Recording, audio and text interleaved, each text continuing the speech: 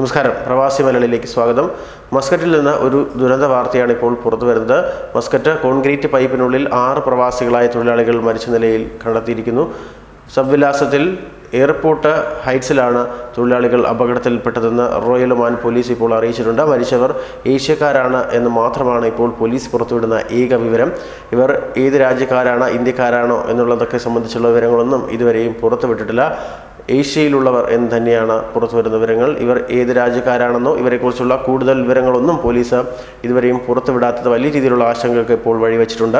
പൈപ്പിനുള്ളിൽ കുടുങ്ങിയ നിലയിലാണ് തൊഴിലാളികളുടെ മൃതദേഹം കണ്ടെത്തുന്നത്. Public authority for service defence and ambulance അധികൃതർ ഇക്കാര്യം അധികൃതരെ അറിയിക്കുകയായിരുന്നു. തൊഴിലിടങ്ങളിൽ സുരക്ഷാ നിർദ്ദേശങ്ങൾ പാലിക്കാൻ കമ്പനികൾ തയ്യാറാകണമെന്ന് സിവിൽ ഡിഫൻസ് ആവശ്യപ്പെടുകയും ചെയ്തു. 295 മീറ്റർ നീളമുള്ള പൈപ്പിൽ നിന്ന് വലിയ പമ്പ് സെറ്റുകൾ ഉപയോഗിച്ച് വെള്ളം പമ്പ് ചെയ്ത് കളഞ്ഞ ശേഷമായിരുന്നു മൃതദേഹങ്ങൾ പുറത്തെടുക്കാനായത്. 6 തൊഴിലാളികളെ കാണാതായി എന്ന് ഞായറാഴ്ചയാണ് അധികൃതർക്ക് വിവരം ലഭിക്കുന്നത്. ഒമാനിൽ കഴിഞ്ഞ ദിവസം ശക്തമായ മഴയും പെയ്തിരുന്നു. ഇതിനിടെയാണ് അപകടം ഉണ്ടായതെന്നാണ് കരുതപ്പെടുന്നത്. 12 മണിക്കൂറിലധികം നീണ്ട രക്ഷാപ്രവർത്തനത്തിനൊടുവിലാണ് മൃതദേഹങ്ങൾ പുറത്തെടുക്കാൻ കഴിഞ്ഞത്.